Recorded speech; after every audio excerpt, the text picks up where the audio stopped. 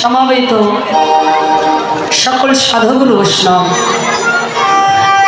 এবং সকল বৈষ্ণবীজন শ্রী ভগবানী আশরঙ্গনে দাঁড়িয়ে সর্বাগ্রে লীলা প্রারম্ভে সর্বচরণে রইল এই কীর্তন জগতের সর্বকনিষ্ঠতম কীর্তনিয়া প্রেম ভক্তিহীন বিদ্যাবুদ্ধিহীন ভজন সাধনহীন কৃষ্ণ প্রেম মাধুর্যহীন পরমতীন শ্রীমতী চন্দনা হালদার এবং আমার এই ক্ষুদ্র সম্প্রদায়ের পক্ষ থেকে সকলের চরণতলে রইল ভক্তিপূর্ণ শত সহস্র এবং অনন্ত কোটি প্রণাম। নিজ সন্তান নিজ ভগ্নী জ্ঞানী সকলেই নিজ গুণে কৃপা করে গ্রহণ করুন।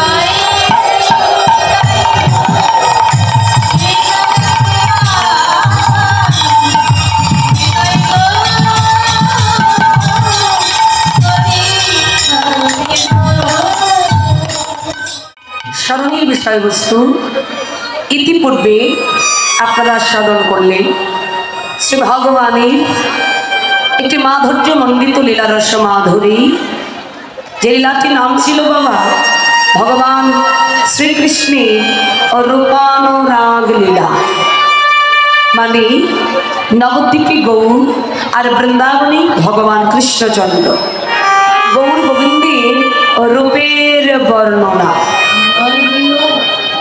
তাহলে আপনারা শ্রবণ করলেন রূপবর্ণ, এইবার শ্রবণ করবেন যে লীলার বিষয়বস্তু, সেই লীলাটির নাম হলো শ্রীমতী রাধা রানী অভিসার অনুরাগ লীলা। তাই গৌর হরিব।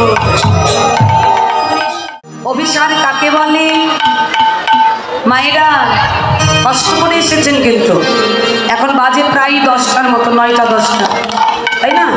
তাহলে এত কষ্ট করে যখন বসে আছেন, এরকম শুধু শুনলে হবে না, একটু ধরে রাখতে হবে, একটু হৃদয়ঙ্গম করে শুনতে হবে। কীর্তনটা হলো ভাবনার বস্তু, হৃদয়ঙ্গম করবার বস্তু, হৃদয় ধারণ করবার বস্তু। শুধু এক কানে শুনে আরেক কানে বের করে দিলাম তাহলে কোনো কাজ হবে না। তাহলে বললেন অভিসার কাকে বলে? মহারাশের পূর্বাভাসকে, কি বললাম? মহারাশের পূর্বাভাসকেই বলা হয় অভিসার। কথাটার অর্থ কি?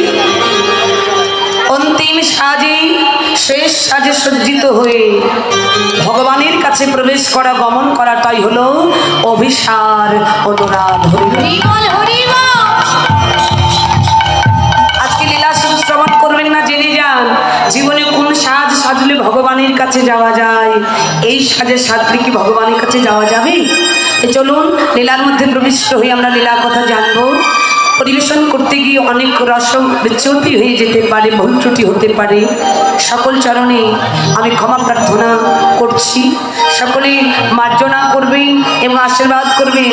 আপনাদের মতো অনুরাগ ভক্তি হৃদয় চিত্তে কীর্তন প্রবেশ করিয়ে যেন কিঞ্চিত কীর্তন আনন্দ দান করতে পারি। সবাই মিলে মায়েরা উলুর ধ্বনি, বাবারা জয়ের ধ্বনিতে চলুন যাই নবদ্বীপে। জয় জয় শ্রী গুরু নিতাই গৌর শ্রী দানা কৃতি প্রেমানন্দে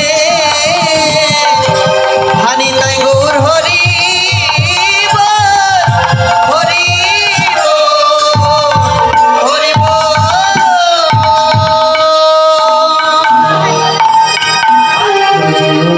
হরি আয়া আয়া রে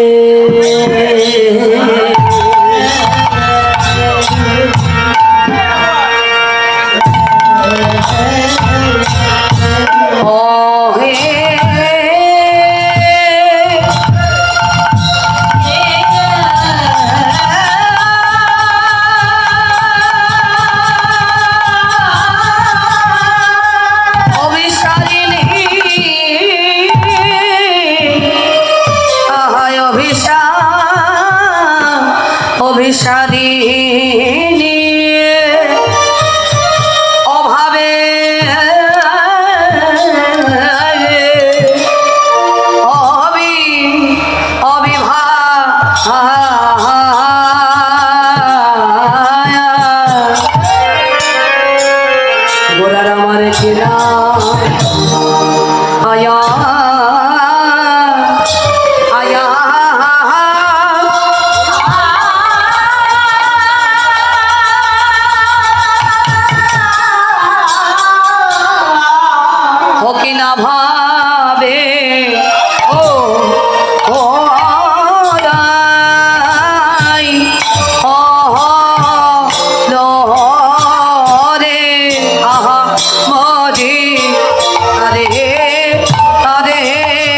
আরে হরি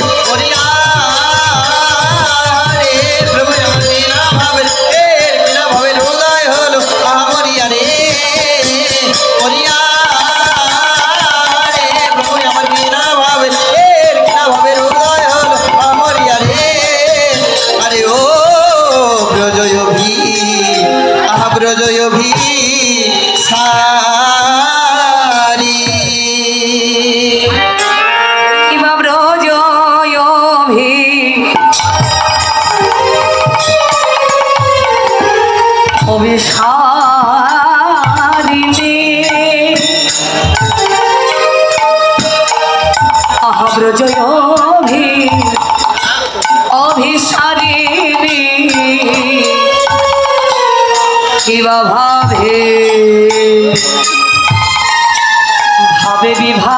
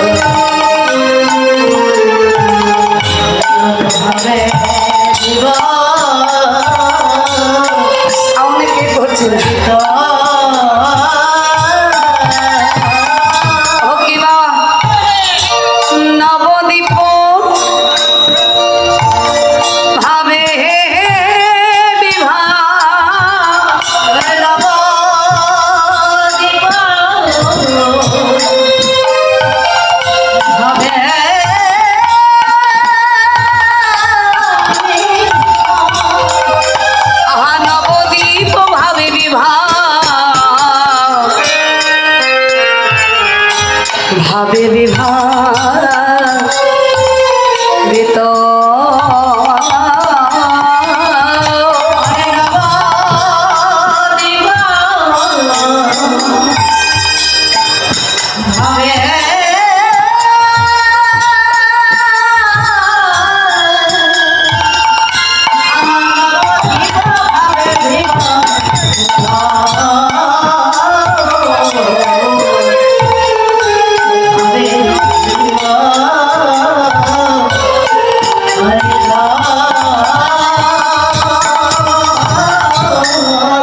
আজ বিভাবে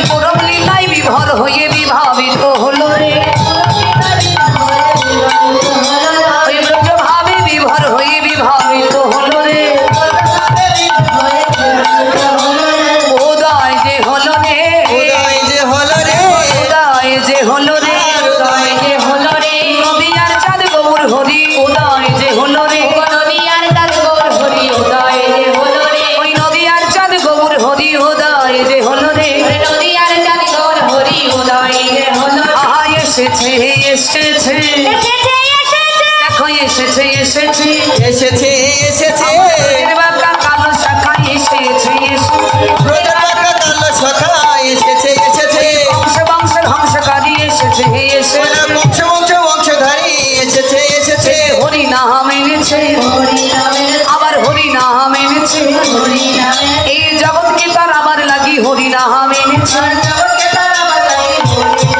এই জগৎকে উদ্ধারিবে বলি হরি নাম এনেছে সবাই হরি হরি হরি বলো হৃদয় গৌর হরি হরি বলে হরি হরি হরি বলে হরি হরি হরি বলে হরি হরি হরি বলে বলে হরি নাম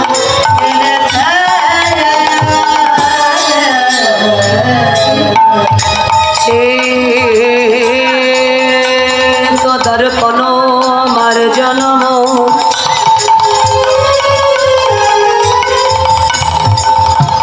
ভব মহাদবাঘিনী নির্বাপন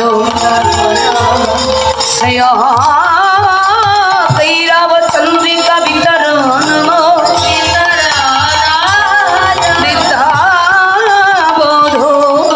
জীবন আনন্দ মমোধিবর্ধনম প্রতিপদ প্রণামৃত শরণ সর্বাত্মান স্থাপন পরমা বিজয় তো শ্রীকৃষ্ণ কীর্তন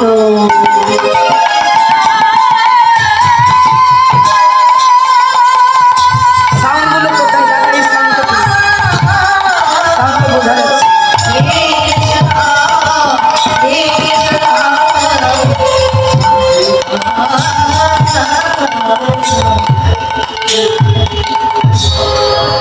শ্রীধাম নবদ্বীপ মধুময় মধুর শ্রীধাম নবদ্বীপ এই অন্ধকার নবদ্বীপকে আলোকিত করে আমাদের নবদ্বীপের ভূমিতে অবতীর্ণ হলো ওই ব্রজেন্দ্র নন্দন এবার নবদ্বীপে হয়ে এসে হলেন সচিনন্দন গৌর সুন্দর।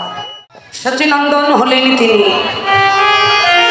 যে ভগবানকে পাওয়ার জন্য কত যোগী কত ঋষি কত মণি কত গন্ধর্ব কত কিন্নর কত সাধক কত সাধিকা যুগ যুগ ধরে সাধনা করে যুগ যুগ ধরে তপস্যা করে যেহেন বিরঞ্চি বাঞ্ছিত ধন সচিনন্দন গৌর সুন্দরী রাতর রাঙা চরণ দোখানা পেল বা না পেল সেহেন চরণের অধিপতি ভগবান আমার এহেন কলিযুগে প্রত্যেকটা জীবের দশা মলিন হেরে জীবকে অকাতরে অযাচিত ভাবে অপার করুণায় ডুবিয়ে দিয়ে হরি নামে প্রেমে মাখামাখি করিয়ে জগতের প্রত্যেকটা জীবকে উদ্ধার করবার আশায় প্রভু আমার ঐশ্বর্য পরিত্যাগ করে কাঙালের ঠাকুর হয়ে হরি নামকে সম্বল করে দুটি নয়নের জলকে সঙ্গে করে বদন ভরে হরিবল বলতে বলতে নবদ্বীপের ভূমিতে অবতীর্ণ হয়ে গেলেন নিতাই গৌর।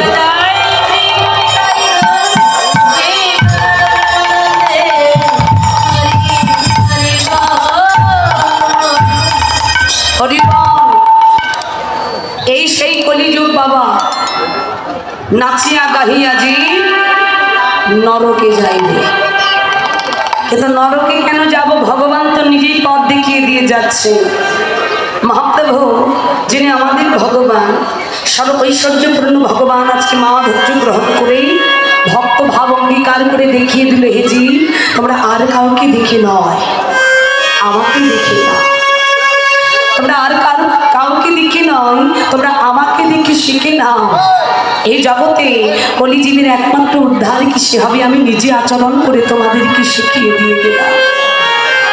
মহাপ্রভু নিজে আচরণ করেছেন বাবা কেমন আজ থেকে প্রায় 550 বছর পূর্বের কথা যখন মহাপ্রভু সময়কার কথা মহাপ্রভু নবদ্বীপের দাঁড়ে দাঁড়িয়ে নামের আচার্য যিনি প্রেমের ঠাকুর নামের আচার্য হরিদাস ঠাকুর আর প্রেমের ঠাকুর হলো আমার নিত্যানন্দ প্রভু হরিবল বললেন এনাদের দুজনকে আগে পাঠিয়ে দিয়েছিলেন যে তোমরা যাও দাদা মহাপ্রভু নিত্যানন্দ দাদাকে বলেছিলেন, দাদা এই সেই কলিযুগ, যে জীবের এই কলিযুগের প্রত্যেকটা জীব হলো অজ্ঞ, এরা একটু কম বোঝে, এরা একটু অলস অধর, এদেরকে এরা সহজে এরা বুঝতে চায় না, এরা যে বোঝে না সেটাও ওরা বোঝে না। তাই কি করবে জানো দাদা, নয়নে দেখিবে যারে কৃষ্ণ নাম দেবে ধারে, আর যদি ওই দেখা মাত্র যদি কৃষ্ণ নাম দিয়ে যদি গ্রহণ না করে, কি করবে জানো দাদা, তার দুটি কর তুমি জড়িয়ে ধরো,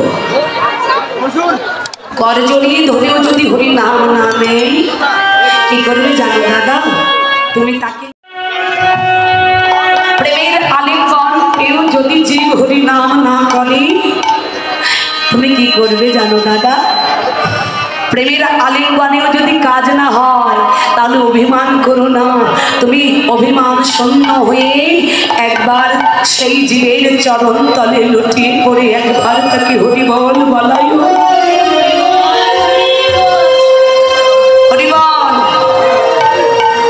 একবার তার বদনি হরিবল বলাই। কেন হে কলিজি, তোমরা সবাই শ্লোক মুখস্থ করেছো, কিন্তু তাতে লাভ নাই, এই শ্লোকগুলোকে হৃদয়ঙ্গম অনুভব করতে হবে, অনুভূতি করতে হবে।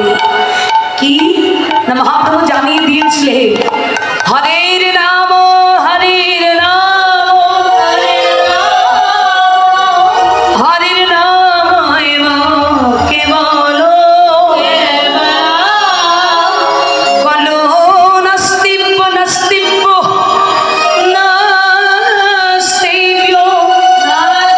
নাস্তিব্য গতির অন্যথা।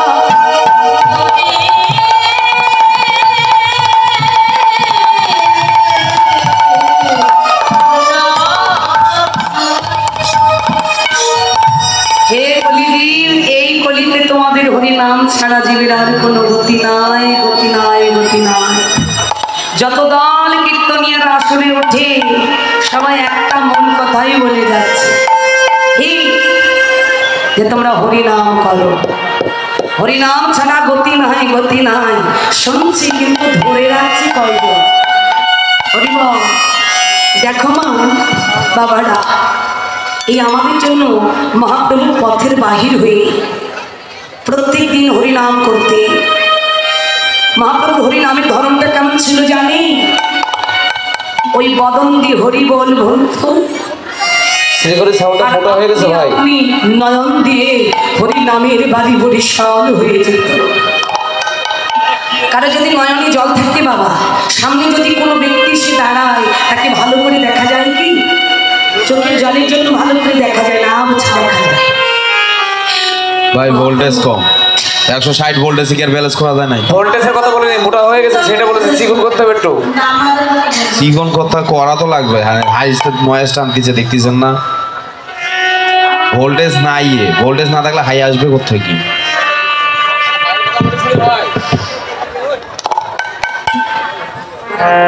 মহাপ্রভু হরিনাম করতেন, আর যখনই হরিনাম করতে করতে পথ দিয়ে চলতেন, সামনে যদি তার কেউ এসে দাঁড়াতো বাবা, মহাপ্রভু তাকে ভালো করে দেখতে পেত না, কিন্তু ধীরে ধীরে আমার প্রভু তার দিকে এগিয়ে যেত। কাছে গিয়ে দাঁড়িয়ে মহাপ্রভু স্বয়ং তাকে ডেকে বলতো, বলো না গো, একবার বলো না, বলো না গো একবার হরিবল, বলো না গো সবাই হরিবল, হরিবল। বাবা, ভগবান যদি কাউকে কৃপা করে হরিবল বলাতে চায়, জীবের হৃদয়টা যত বড় পাষণ্ডই হোক না কেন, আর কি পাষাণ থাকতে পারে? ওই জীব যদি একবার বলেছে প্রভু হরিবল, ভগবান আমার ধীরে ধীরে কাছে গিয়ে হাত দুটো ধরে টেনে কাছে নিয়ে হৃদয় মন্দিরে জড়িয়ে ধরে যেই না প্রেমের আলিঙ্গনটা দিয়ে দিল, তখন ভক্তি হৃদয় ঘরের সকল ময়লা আবর্জনাগুলো পরিষ্কার হয়ে চলে গেল। সঙ্গে সঙ্গে ভক্তের হৃদয় চিত্তে ভক্তির সঞ্চার হলো, আর ভক্ত প্রেমে পুলকিত হয়ে ঘুরতে লাগলো, হরিবল হরিবল হরিবল। যেই না হরিবল বলতে ঝরঝর করে বরিশাল হয়ে গেল। তখন আর মহাপ্রভু নিজেকে ধরে রাখতে পারলেন না। তখন আমার মহাপ্রভু কি করেছে জানো মা? ওই যে হরি বলে যে ভক্তটা কাঁদলো না, আমার মহাপ্রভু তাকে হৃদয় থেকে সরিয়ে দিয়ে ধীরে ধীরে সেই ভক্তের রতন রাঙা চরণ তলে পড়ে ভক্তের চরণ খানা জড়িয়ে ধরে বললে, দূরে কেন গো, একবার দাও দাও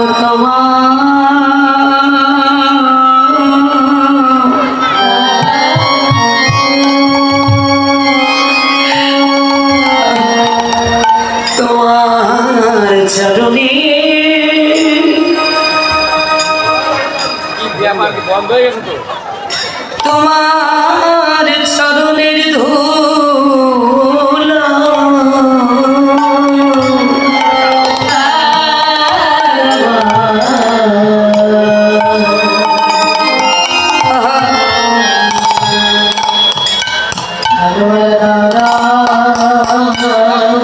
হানি তাহাই গৌর হরিবল।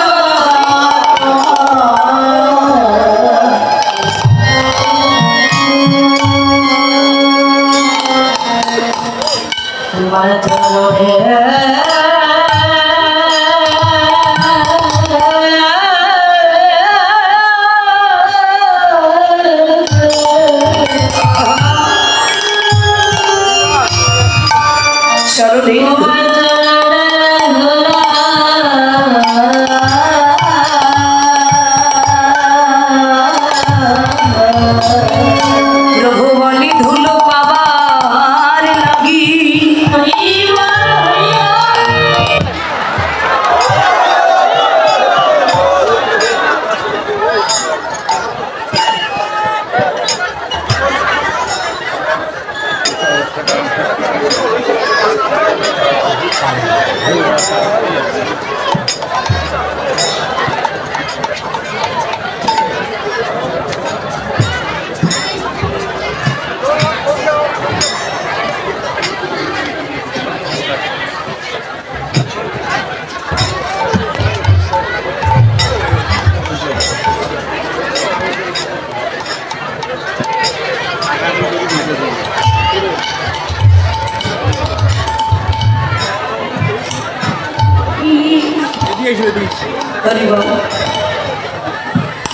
অভয় আমি বানে বানে এই ধরায় আসে তোমার চরণের ধরা তোমার চরণের ধরা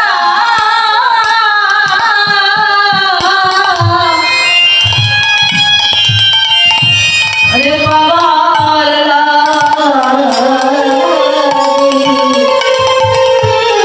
আমি ভোলো ছেড়ে বারে বারে এই ধরা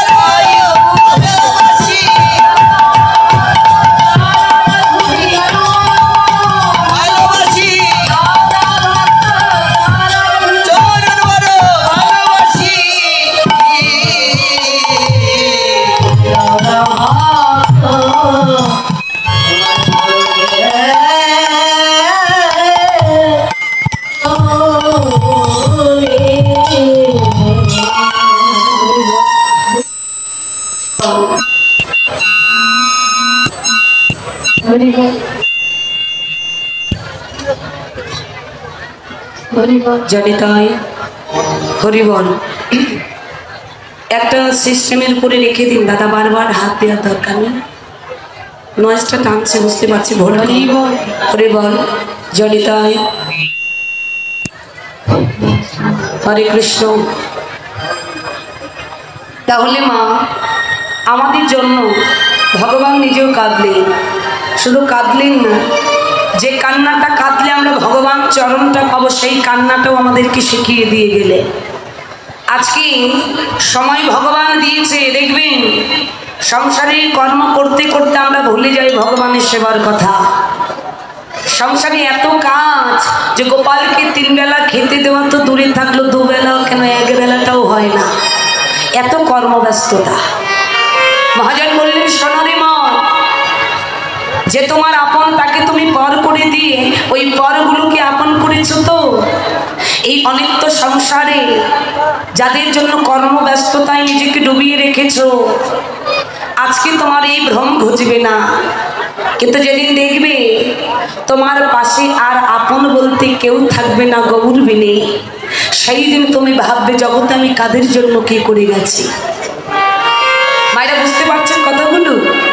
এখানে অনেকে বসে বসে বেয়ানে বেয়ানে হয়তো গল্প করছে, আমি দেখতে পাচ্ছি অনেকে গল্প করছে। গল্প করার জায়গা কিন্তু এটা নয়। একটু কীর্তন শ্রবণ করুন। আর আমি এই রকম বাবা মাদেরকে বলবো, যারা ছোট ছোট বাচ্চা নিয়ে এসেছেন আর বেলুন কিনে দিয়েছেন, আসলে বেলুন ফাটাচ্ছে, ঘোরাচ্ছে, খেলছে, এগুলো কিন্তু ভালো লক্ষণ নয়। আপনারা শেখাবেন ধর্মজ্ঞান। কেন সাধুর বাজারে যেতে হবে, কেন সাধু সঙ্গ করতে হবে, কেন তিলক মালা পড়তে হবে, তুলসীর মালা কেন পরবো, এইগুলো সন্তানদেরকে শেখাবেন। কিন্তু এই হরিবাসনে এসে আপনারা এই কাজগুলো যে কেন করেন বুঝি না। এই যে মা, এই সংসারের পুত্র কন্যাকে ভালোবেসে, আপন পরিজনদেরকে ভালোবেসে তো মত্ত হয়ে আছে, ভগবান কি মনে নেই। এই জন্য বৃন্দাবনে এক জমিদার পুত্র ছিল, নামদার ছিল কৃষ্ণদাস। একটাই ছেলে বাবার, বড় কৃষ্ণ ভক্ত ছিল। মা কথাগুলো ভালো করে শুনল। বড় কৃষ্ণ ভক্ত ছিল। বাবা মা তাকে বিবাহ দিল, বিয়ে হলো, তাহলে বাবা মা হলো, সঙ্গে একটা বউ পেল কৃষ্ণদাস।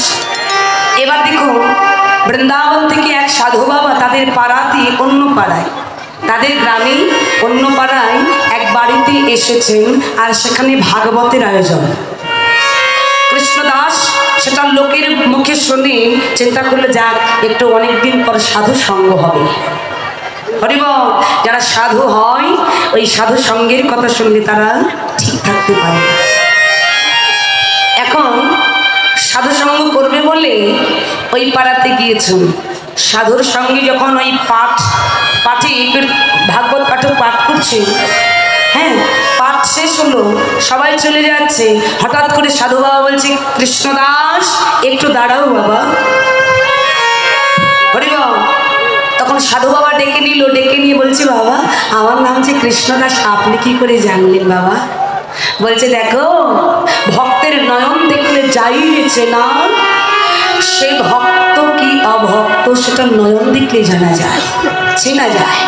বাবা সবাই আমাকে বৈষ্ণব বলে, কিন্তু আমি বৈষ্ণব নয়। আমি বৈষ্ণব হতে পারিনি, কিন্তু আমি লোকের বদন দেখলে বলতে পারি কার ভেতরে কি আছে। তা তোমার ওই বদনটা দেখে না আমার খুব ভালো লেগেছে। কেন জানো? তোমার বদনটা দর্শন করে আমি বুঝতে পেরেছি তোমার ভেতরে অহৈতুকী ভক্তি আছে। তুমি যদি চাও কৃষ্ণদাস, তুমি আমার সঙ্গে এই অবিলম্বে সংসার পরিত্যাগ করে তুমি যদি আমার সঙ্গে বৃন্দাবনে যেতে পারো, এই বৃন্দাবনে গিয়ে ভজন করে তুমি অল্প সময়ের ভেতরে ভগবান চরণ লাভ করতে পারবে। চলো কৃষ্ণদাস আমার সঙ্গে বৃন্দাবন।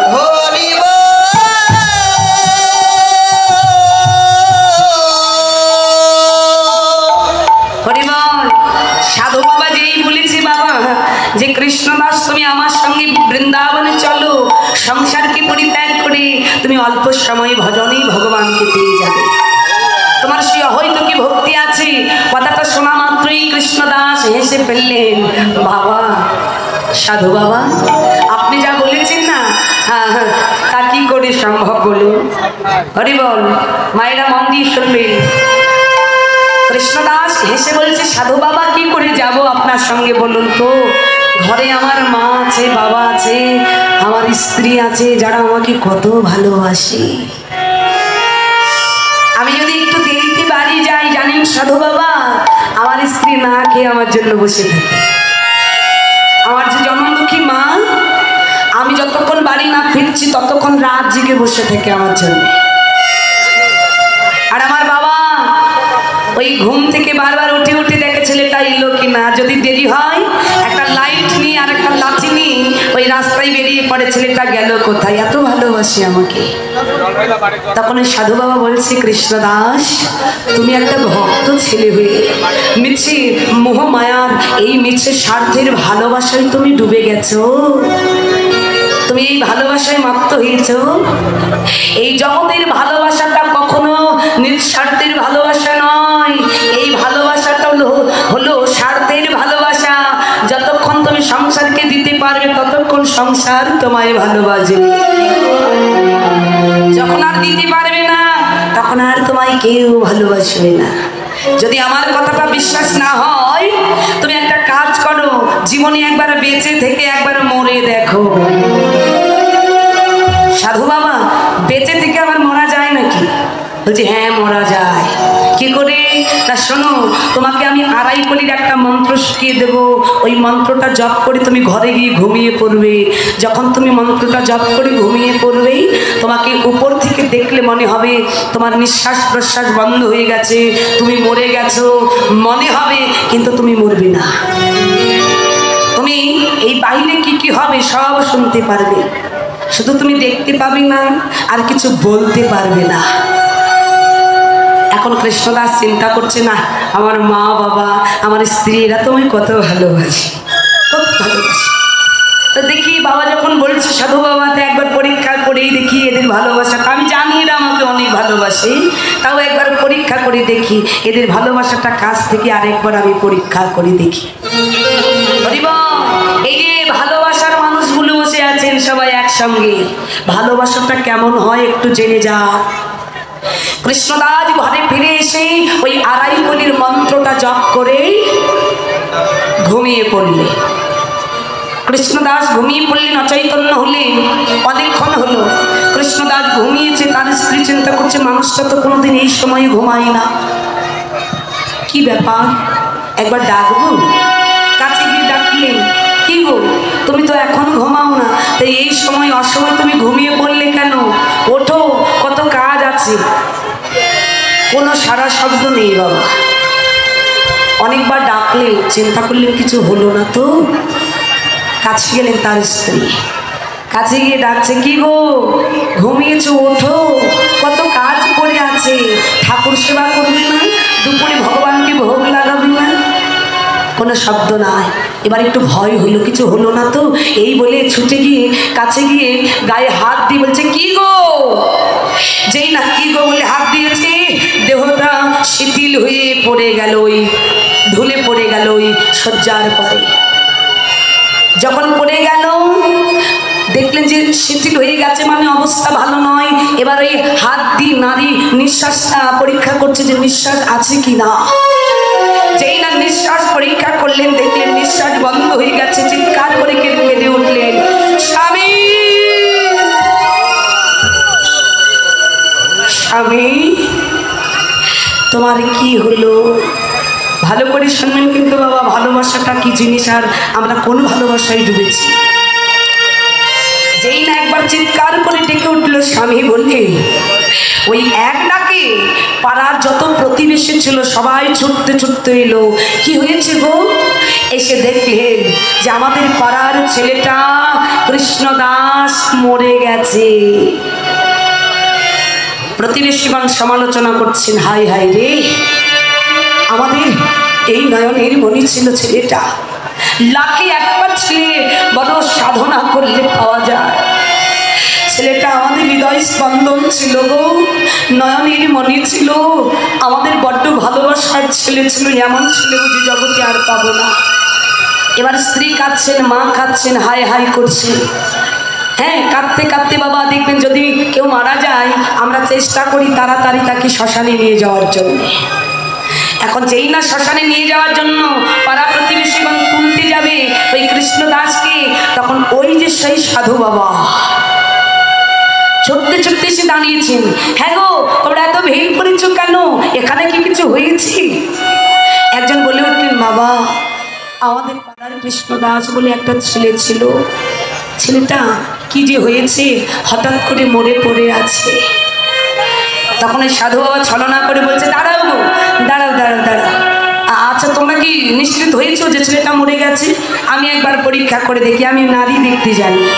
তখন ওই সাধু বাবা ছলনা করে কাছে এসে, দেখুন বাবা সাধু বাবা যা করছে ওটা পুরোটাই হলো ছলনা। এখন ওই নারীটা এমনি দেখে শুনে বলছে, শোনো গো শোনো, একটা সুখবর আছে। কি না, তোমাদের এই কৃষ্ণদাস বেঁচে যাবে যদি একটা শর্ত কেউ মানতে পারো। একটা উপায়ে কৃষ্ণদাস বেঁচে যাবে। কি সেই উপায়? সাধু বাবা তাড়াতাড়ি করে বলুন, আর দেরি করবেন না, বলুন কি উপায় আমাদের কৃষ্ণদাসকে আমরা বাঁচাতে পারবো?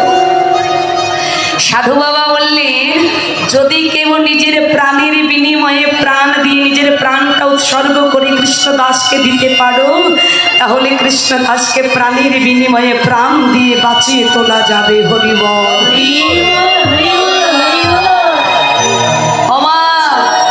সাধু বাবা বললেন, হে পাড়া প্রতিবেশীগণ, তোমরা তো এক্ষুনি বলা বলি করছিলে এই ছেলেটা নাকি তোমাদের হৃদয় স্পন্দন ছিল। একবার এক্ষুনি তো বলছিলে ছেলেটা নাকি তোমাদের নয়নের মণি ছিল। তা বলছি কি, এই নয়নের মণি হৃদয় স্পন্দন এই কৃষ্ণদাসকে ভালোবেসে কেউ নিজের প্রাণ দিয়ে বাঁচাতে চাও কি? বলো, তোমাদের ভেতরে কে প্রাণ দিয়ে কৃষ্ণদাসকে বাঁচাতে চাও? সাধু বাবার কথাটা শুনে না পাড়া প্রতিবেশীগণ এক এক করে সবাই চলে যেতে লাগলো। সবাই এক এক করে চলে যাচ্ছে। কি গো, তোমরা না ছেলেটাকে বড় ভালোবাসা গ্রহণ করে চলে যাচ্ছ কেন? পাড়া প্রতিবেশীর ভালোবাসা ওটা মুখের ভালোবাসা, ভেতর থেকে গোবিন্দ বিনা কেউ ভালোবাসে। যখন পাড়া প্রতিবেশীগণ চলে যেতে লাগলো, সাধু বাবা তার কৃষ্ণদাসের বাবাকে ডেকে বলছে, বাবা শুনেছি জগতে একজন পিতার কাছে সব থেকে ভারী যন্ত্রণার বোঝা হলো তার মৃত্যুর পূর্বে তার পুত্রের ওই মৃত দেহটা যদি কাঁধে করে শ্মশানে নিয়ে যেতে হয়, এর মতো যন্ত্রণার বোঝা আর কিছু নাই একজন বাবার কাছে। তা বলছি কি বাবা, আপনি কি আপনার প্রাণ দিয়ে আপনার ছেলেটাকে বাঁচাতে চান? হুঙ্কার দিয়ে উঠলেন, এই যে সাধু বাবা, আপনি অনেকক্ষণ থেকে অনেক কথা বলছেন, আমি জীবনে শুনিনি যে মরা মানুষকে আবার প্রাণ দিয়ে বাঁচানো যায়। আপনি যে কথা বলছেন ওটাই যদি সত্যি হতো, আমাদের কত প্রিয় মানুষগুলো মরে গেছে, আমরা চাইলে তো কারোর একটা প্রাণ দিয়ে তাদেরকে বাঁচিয়ে তুলতে পারতাম। এই দেখুন, আপনি বলছে প্রাণ দিলে আমার ছেলেটা বেঁচে যাবে, ছেলেটা তো মরেই গেছে, এবার আমিও প্রাণ দিতে গিয়ে যদি আমিও মরে যাই, আমার যে এত ধন সম্পদ এত ঐশ্বর্য এগুলো দেখবে কে? আমি প্রাণ টান দিতে পারবো না। নিজের জন্মদাতা পিতাও নিজের প্রাণটা দিতে চাইল না। কৃষ্ণদাস মনে মনে চিন্তা করছে, বাবা আমি বাড়ি ফিরে না এলে তুমি আমায় খুঁজতে যেতে, ছেলেটা কোথায় গেল? এই তোমার ভালোবাসা, এই তোমার ছেলের প্রতি প্রেম।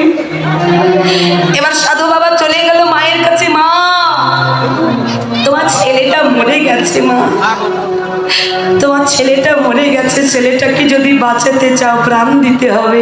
তা মা গো, তুমি তোমার প্রাণ দিয়ে কি তোমার ছেলেটাকে বাঁচাতে চাও? মা বলছে, সাধু বাবা এই জগতে মা হারানোর যন্ত্রণা যারা হারিয়েছে তারাই ভালো জানে, কিন্তু বাবা আমি জানি আপনি আমাকে সান্ত্বনা দিচ্ছেন যে আমার প্রাণ দিলে আমার ছেলেটা বেঁচে যাবে। এটা কখনো সত্যি কথা নয়। আপনি প্রাণ দিতে বলছেন, যদি সত্যি প্রাণ দিয়ে ছেলেটা বাঁচত তাহলে মেনে নিতাম, কিন্তু জগতের বুকে এটা কখনো সত্য নয়। আপনি মিছে মিছে আমাকে আর কষ্ট দেবেন না, আমি প্রাণ দিতে পারবো না। সন্তানের বিরহে দুদিন কেঁদে কেঁদে না হয় একদিন চুপ হয়ে যাব। মাগো কৃষ্ণদাস ওই শুয়ে শুয়ে কিছু তো দেখতে পাচ্ছে না, বলতে পারছে না, বুকের ভেতরটা তার ফেটে যাচ্ছে আর বলছে মনে মনে, মাগো আমি তোমার ছেলে, মা তুমি কি করে ভাবলে আমি তোমার প্রাণ নেব? মা কি করে ভাবলে আমি তোমার প্রাণ নেব? মাগো তুমি শুধু একবার বলতে পারতে। কোপা আমার প্রাণ দিলে যদি তুই বেঁচে উঠিস, এই মুহূর্তে আমি আমার প্রাণ তোমায় দিয়ে দিলাম। মাগো এই কথাটা শুধু একবার তুমি বলতে পারতে। তুমি আমার জন্য এই কথাটা বলতে পারলি না মা।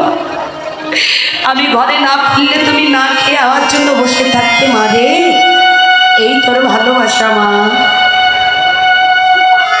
হরিবল তখন সাধু বাবা ছুটে গেল তার স্ত্রীর কাছে। মা ও বৌমা, বৌমা এই জগতে একজন নারীর জীবনে স্বামী যদি না থাকে সেটা হলো বিধবা জীবন। আর এই জগতে বিধবা জীবনটা হলো একটা অভিশপ্ত জীবন।